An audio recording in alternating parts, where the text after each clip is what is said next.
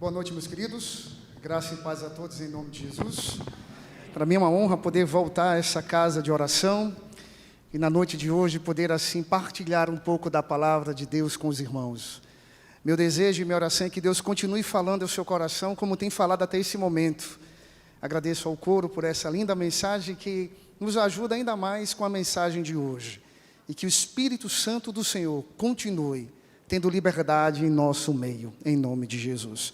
Trago um abraço da Igreja Batista do Cordeiro, pastor Manga, pastor Hélio, e nós louvamos a Deus por tudo que o Senhor tem feito em nossa vida. Antes da mensagem também, gostaria de deixar um convite para os irmãos. Dia 26 desse mês, nós teremos a segunda capacitação sobre inclusão na igreja.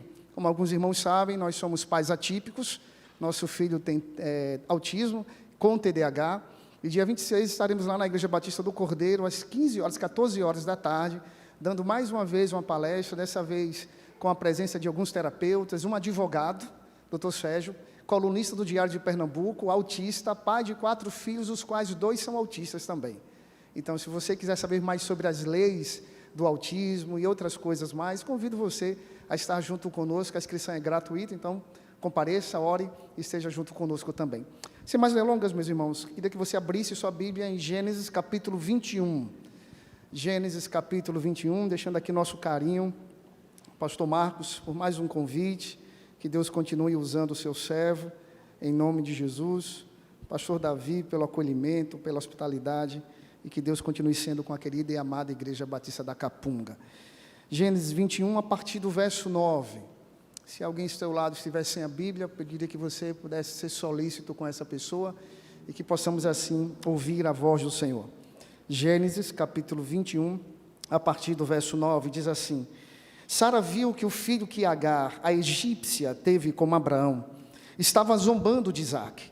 Então Sara disse a Abraão: mande embora essa escrava, o filho dela, porque o filho dessa escrava não será herdeiro com meu filho Isaque. Abraão ficou muito incomodado com isso por causa de seu filho. Mas Deus disse a Abraão: não fique incomodado por causa do menino e por causa da escrava. Faça tudo o que Sara disser, porque por meio de Isaque será chamada a sua descendência. Mas também do filho da escrava farei uma grande nação, porque ela é seu descendente. Na manhã seguinte, Abraão levantou-se de madrugada, pegou pão e o odre de água, pôs tudo sobre as costas de Agar, dele o menino e despediu. Ela saiu andando sem rumo pelo deserto de Berseba.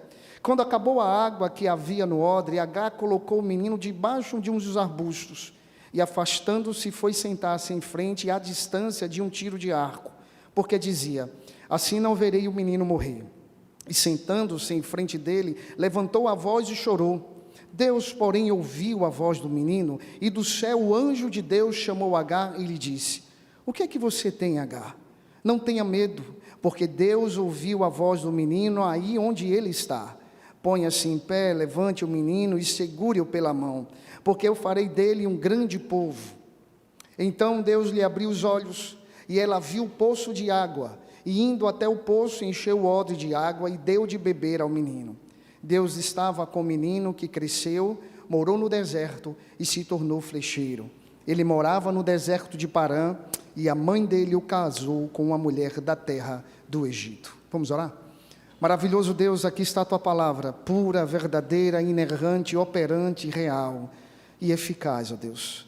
Eu peço muita ajuda do teu Espírito Santo na instrumentalidade da mesma, e que cada um de nós que estamos aqui não sejamos distraídos com nada, mas que o teu Espírito Santo continue falando fortemente a cada um de nós. E apesar de quem eu sou, preciso muito da tua ajuda, Senhor.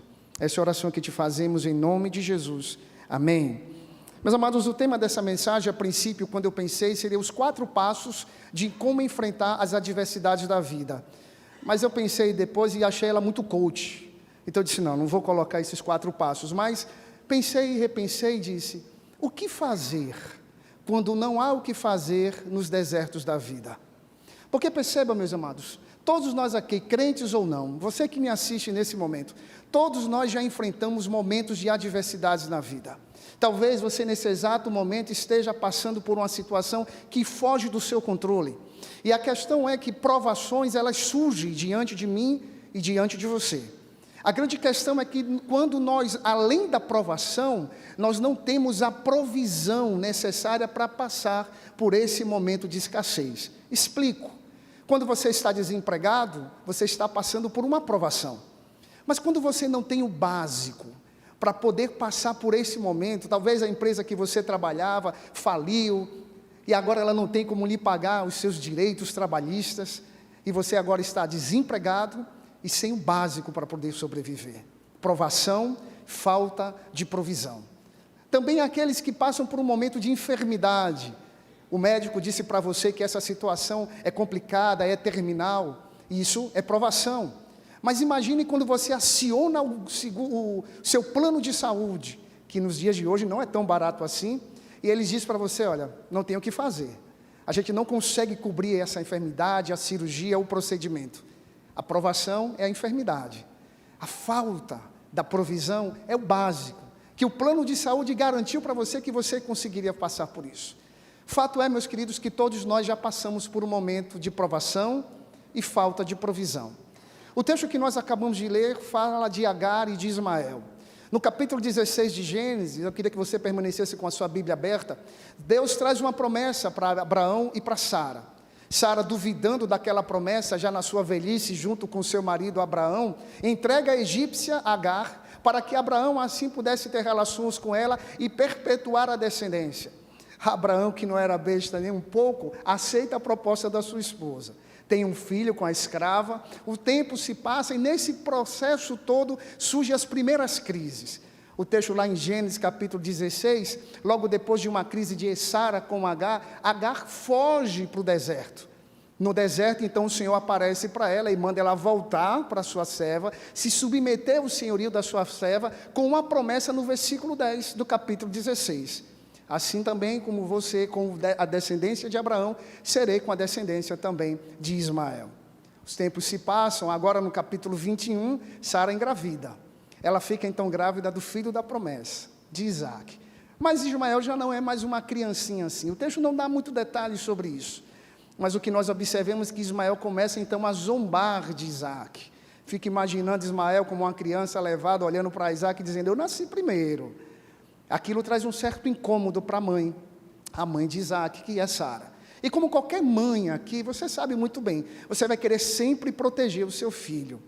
Naquele momento então, Sara, revoltada, chateada com isso, chama o seu marido e diz, ponha para fora essa mulher junto com o seu filho. Abraão fica preocupado, mas Deus traz uma promessa novamente, reforçando para Abraão, que assim como seria com Isaac, também seria com a sua descendência, através de Ismael. Abraão então, como um bom pai, coloca nas costas da sua esposa, da sua serva, um pouco de odre, água no odre e um pouco de pão. O básico, para poder sobreviver. Mas se você não fechou sua Bíblia, meus irmãos, antes de nós trazermos alguns princípios, observe no versículo 14, já na parte C, que quando Agar sai pelo deserto, o texto diz que ela saiu andando sem rumo. E perceba, meus irmãos, existem desertos na nossa vida que nós enfrentamos. Talvez você esteja enfrentando um deserto agora. E talvez você esteja aqui, ou em qualquer lugar do Brasil, do mundo, sem rumo, sem direção. Porque aquilo que nos aflige, as provações da vida, e quando nós não temos mais a provisão, é assim que muitos de nós nos sentimos, sem rumo. O que fazer? O que fazer quando não há o que fazer nos desertos da vida? E aqui nós observamos esse primeiro detalhe. Talvez você esteja aqui sem rumo. Talvez você esteja nesse momento dizendo para Deus, o que eu posso fazer? Eu tinha tudo planejado, eu sabia o que fazer, estava tudo organizado, nada fugia do meu controle, mas agora, o que eu posso fazer? E não só isso, o texto diz também que esse deserto de Agar tinha um nome, era o deserto de Beceba. Muitos de nós, quando enfrentamos alguns problemas, escassez, necessidades, a gente não dá nomes aos nossos problemas. E nós precisamos dar nomes, dizer diante do Senhor, Senhor, esse é o meu problema, é isso aqui que tem tirado o meu sono, são essas coisas que têm colocado angústia no meu coração, é por isso aqui, Senhor, que eu estou passando. O salmista vai dizer que quando nós quebrantamos o nosso coração diante do Senhor, isso atrai a presença do Senhor. E então, meus irmãos, queria trazer 4 ensinamentos, 4 princípios dos desertos da vida. O que fazer quando não há o que fazer nos desertos da vida? Versículo 17, nós aprendemos a primeira coisa, meus queridos. Se você não fechou sua Bíblia, eu queria que você observasse comigo. Deus ouve os nossos clamores. O versículo 17, o texto diz: Deus, porém, ouviu a voz do menino do céu, e o anjo de Deus chamou Agar. Meus queridos, muitas vezes, quando nós estamos enfrentando grandes desertos, a gente pensa que Deus não está nos escutando. A gente acha que Deus não está preocupado com as nossas dores e com as nossas aflições. A gente pode pensar que Deus está com seus ouvidos tampados, mas a sua palavra diz que Deus não está com seus ouvidos tapados e nem os seus olhos estão fechados para não ver as nossas necessidades e as nossas angústias. Nós cremos no Deus que nesse exato momento, enquanto nós estamos aqui em culto, em unidade, cultuando a Ele, Ele está trabalhando em meio e em seu favor. Porque ainda que você não abra a sua boca, a palavra do Senhor diz em Romanos capítulo 8, a partir do verso 21, o Espírito Santo do Senhor intercede por nós com gemidos inexprimíveis. Muitas vezes a gente não vai falar, mas Deus conhece o meu coração e o seu coração. Ele sabe nesse exato momento como você está. Eu fico imaginando Agar colocando o seu filho debaixo de um arbusto e se afastando dele. Por algum momento ela deve ter se esquecido da grande promessa que Deus havia feito para ela no capítulo 16, no verso 10. Que Ismael seria uma grande nação. E às vezes nós somos assim, meus amados. Nós esquecemos de entrar no nosso quarto em secreto, fechar a nossa porta, nos dobrar diante do Pai e clamar àquele que sustenta a vida e a minha vida e a sua vida na palma da sua mão. João capítulo 10, a partir do verso 26, diz que as minhas ovelhas estão na palma da minha mão, nada e ninguém pode arrebatá-las daqui. E eu creio que você é uma ovelha do Senhor, você é uma preciosidade do Pai. Pela sua vida Ele se entregou naquela cruz e você não está desamparado. A palavra do Senhor nos garante, meus amados, no Salmo 34, verso 17, os justos clamam, e do alto o Senhor os livra de todas as suas angústias. Talvez você esteja aqui preocupado com algo que você nem sabe se vai acontecer. Às vezes a gente vem para o culto com a intenção de cultuar verdadeiramente ao Senhor, mas às vezes a gente dá uma olhadinha na internet ou no WhatsApp antes de começar o culto, e uma mensagem inesperada, desagradável chega até você. O nosso coração agora fica atordoado, há preocupações que tomam conta não só do nosso coração, mas da nossa mente, e a gente fica preocupado. Essa semana, quinta-feira, eu trabalho no hospital, e saindo do hospital, fui visitar uma família da igreja, e minha esposa, ela liga para mim, desesperada. Tinha acabado de chegar na frente da casa dessa família para fazer a visita, e ela disse: você está onde? Eu estou na casa de fulano. Ela liga: meu filho, eu bati com o carro. Nosso carro tem 15 dias de comprado, 0 quilômetro. Arranhei o carro todo. Eu disse: não é possível. A gente estava com um carro 2006, que ela nunca bateu, sem problema nenhum. Nesse ela, vou colocar minha marca, a marca da promessa, para nunca mais esquecer. E ela ligou para mim desesperada, eu disse: tenha calma, tenha calma. Fiz uma chamada de vídeo, ainda meio assim, dei uma olhadinha, disse: tudo bem. Liguei para um casal amigo nosso, a gente mora em Carpina, e eles foram lá dar uma assistência para ela, cancelo o atendimento, tive que dar uma assistência à minha esposa, e quando chego lá, que eu olho direitinho, não foi nada daquilo que ela achava. A tinta do cano que tinha lá, passou para a lataria do carro, colocaram um produto, removeu tudo e tudo certo. Ela ficou: meu amor, me desculpe, me perdoe, mas eu fiquei com medo da sua reação. Eu disse: meu amor, não se preocupe com isso. Essas coisas, elas ficam. Nós precisamos lembrar o que Colossenses capítulo 3, verso 2 diz para a gente: pense nas coisas do alto e não nas coisas da terra. Mas é verdade, meus irmãos, muitos de nós estamos muito mais preocupados com as coisas terrenas do que com as promessas e com a certeza que nós temos um Senhor e Salvador que controla e que rege todas as coisas na face da terra. Por isso que quando nós enfrentamos alguns desertos da vida, o que é mais fácil nós fazermos é murmurar, é reclamar, é indagar ao Senhor. O que fazer quando não há o que fazer nos desertos da vida? Primeira coisa que eu aprendo aqui: nunca se esqueça que Deus não despreza um coração quebrantado e contrito. Assim como foi com a vida de Ismael, eu creio, meu amado, que o Senhor também se compadece de mim e se compadecerá de você em nome de Jesus. Segunda coisa que nós aprendemos, meus irmãos, versículo 18. O texto diz que a presença de Deus é certa nos momentos da dificuldade. No versículo 18 o texto diz: ponha-se em pé, levante o menino, segure-o pela mão, porque eu farei dele um grande povo. Meus amados, quando Agar se encontra nesse momento de crise, Deus se revela para ela como aquele que firma as suas promessas e que não se esquece de nós. É bem verdade que às vezes, diante desses momentos de crise, a gente pensa que Deus se esqueceu da gente. Russell Shedd, nos dos seus ensaios, ele disse uma vez: ainda que Deus esteja em silêncio, não significa que Deus não esteja trabalhando. Não significa que Deus não esteja operando. É nesse momento aqui de confronto, de crise, de angústia, que Agar tem uma promessa firme do Senhor. Isso nos ensina que mesmo em circunstâncias difíceis, Deus está presente e Ele sempre tem um plano. Nada, absolutamente nada, foge do controle do Senhor. Quando nós vamos nas narrativas, nas histórias da palavra de Deus, por exemplo, nós vemos o nosso amigo, nosso irmão Daniel, sendo conduzido até a cova dos leões. E o decreto era simples: aquele que for pego orando será lançado nas covas dos leões. E a primeira coisa que Daniel faz, ao saber desse decreto, é se esconder. Não é isso que o texto diz? De forma nenhuma. Ele volta à sua rotina e continua orando. E diante daquele cenário, mesmo contrariado por Dário, selou a carta, selou o decreto com Semanel, o rei não consegue dormir e Daniel está lá dentro.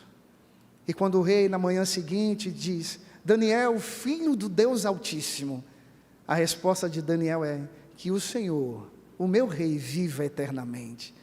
Meus amados, entendam uma coisa: nem sempre Deus vai nos livrar do deserto da vida.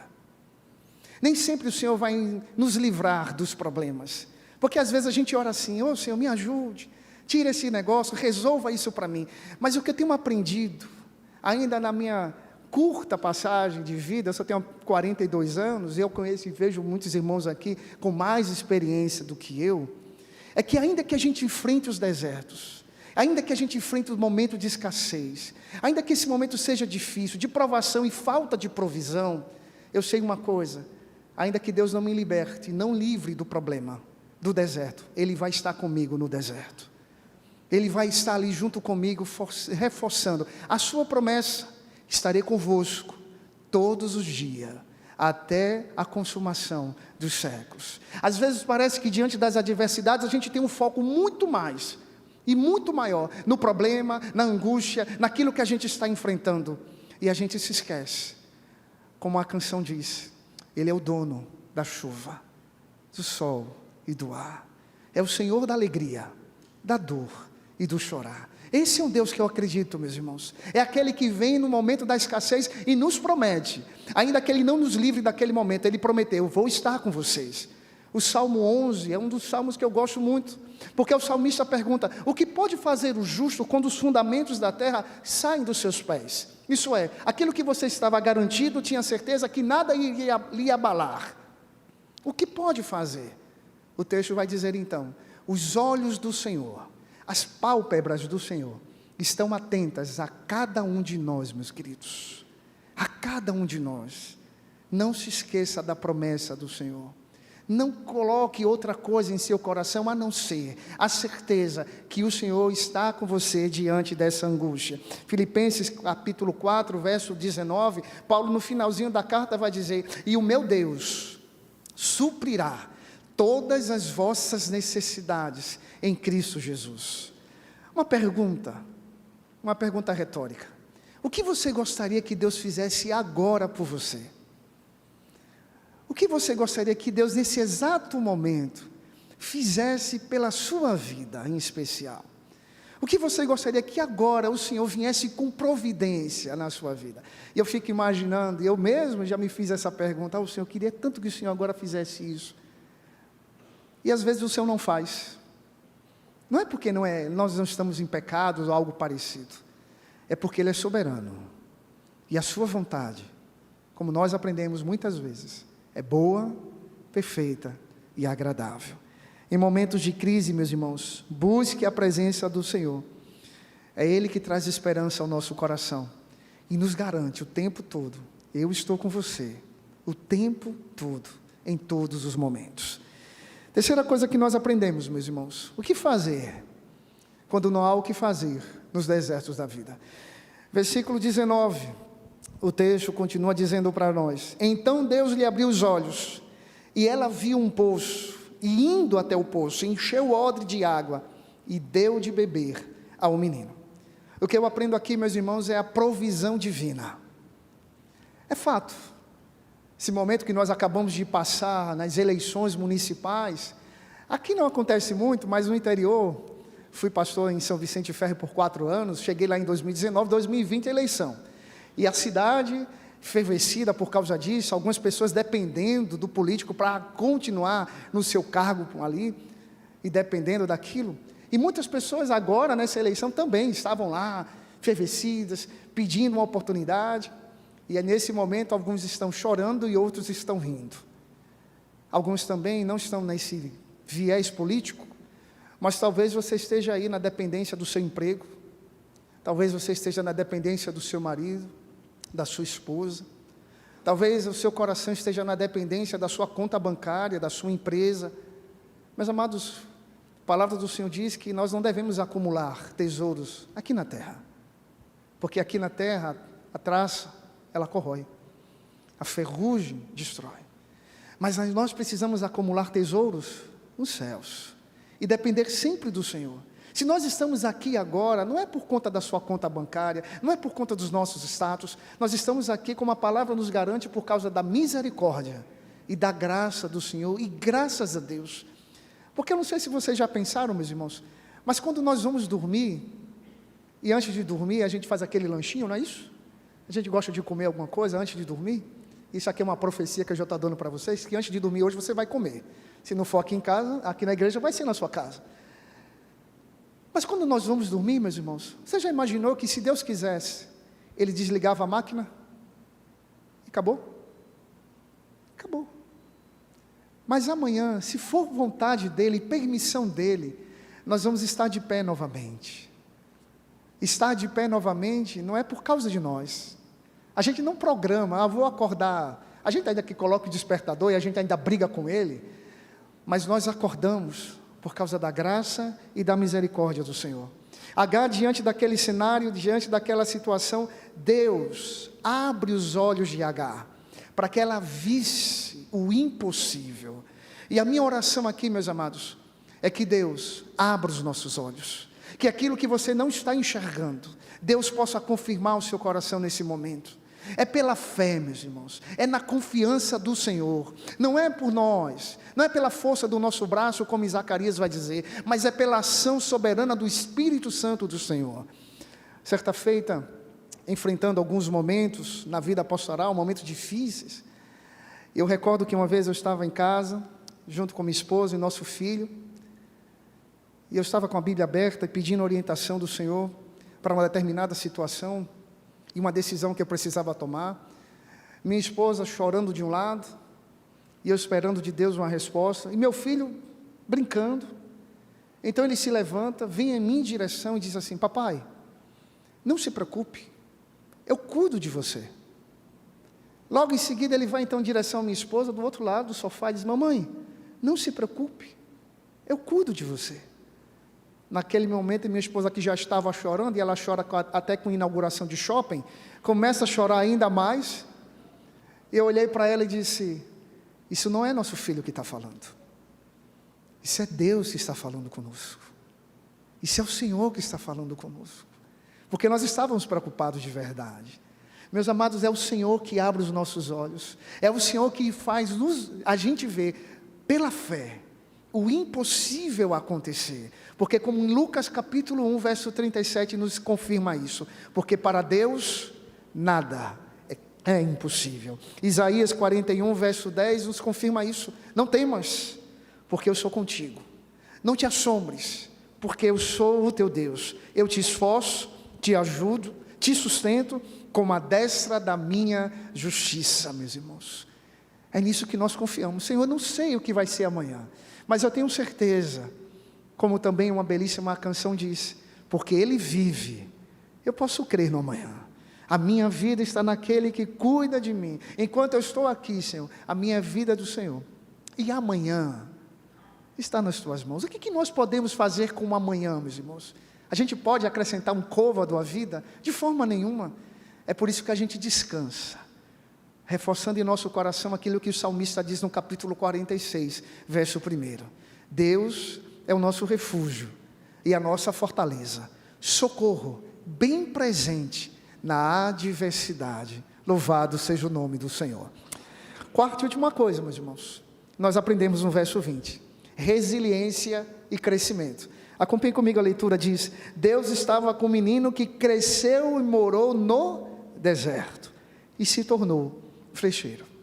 Meus amados, resiliência significa continuar firme em meio ou apesar das circunstâncias, e quando elas são desagradáveis.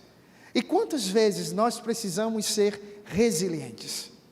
Uma coisa que eu tenho aprendido, meus irmãos, é que justamente os momentos de escassez, os momentos de provação e falta de provisão, é o momento que a gente mais aprende a depender de Deus. É o momento que a gente ora mais, é o momento que a gente lê mais a Bíblia, é o momento que a gente busca mais a face do Senhor. E como Ele fala conosco, meus queridos. E como o Senhor se manifesta para a gente. E como Deus faz isso com a gente. Perceba que o texto diz que foi no deserto que Deus continuava com o menino, que crescia e aprendia a depender do Senhor. Talvez o Senhor não vai lhe curar. Ele tem poder para isso, com certeza. Mas talvez o Senhor não vá lhe curar disso. Mas não quer dizer que Ele não vai estar com você. Talvez agora, não estou dizendo que amanhã o Senhor vai abrir uma porta de emprego para você. Mas eu tenho aprendido que ainda que a porta de emprego esteja aberta, a porta, que é o Senhor, vai continuar nos ajudando, apesar dessa circunstância. Não estou dizendo também que se você está enfrentando uma crise no casamento, ou talvez seu marido ou sua esposa lhe deixou, amanhã ele vai voltar ou ela vai voltar para você. Mas eu creio que o Senhor estará com você e lhe ajudando em todo esse processo. Quando o autismo chegou na nossa casa, eu já compartilhei isso aqui em algum outro momento, eu não entendia nada, absolutamente nada desse mundo azul. A angústia toma conta do meu coração por não conhecer, toma conta do coração da minha esposa por saber o que era. Mas Deus tem nos ensinado a ser resilientes. E Deus tem usado a vida do nosso filho para nos ensinar cada vez mais a depender dele e saber que ele está conosco. Meus queridos, veja as dificuldades e aprenda com elas, porque elas têm tanto a nos ensinar. Uma coisa que o Senhor é expert em nos ensinar nos momentos das adversidades e das angústias. Jeremias capítulo 29, verso 11 diz: porque eu bem sei os pensamentos que tenho a vosso respeito, diz o Senhor, pensamentos de paz e não de mal, para vos dar o fim que esperais. Ainda que o texto não fale de Jesus, mas nos traz muito ensinamento sobre o Mestre. Jesus é aquele, meus irmãos, que se compadece de cada um de nós. Jesus é aquele que cuida de mim e cuida de você também. Jesus é aquele que sacia as nossas necessidades. Jesus é e sempre será a água e o pão da vida. Aquilo que nós precisamos para continuar enfrentando, se você não está, os desertos da vida, que não é se vão aparecer, mas quando eles chegarem, você possa entender que nós temos um Deus que ouve os nossos clamores, que provê o que é necessário para a vida da gente, que está conosco e que nos torna cada vez mais resilientes para dependermos dele, em nome de Jesus. Que Deus abençoe a cada um de nós, meus irmãos, e que possamos depender sempre daquele que é sustentador de todas as coisas, em nome de Jesus. Amém.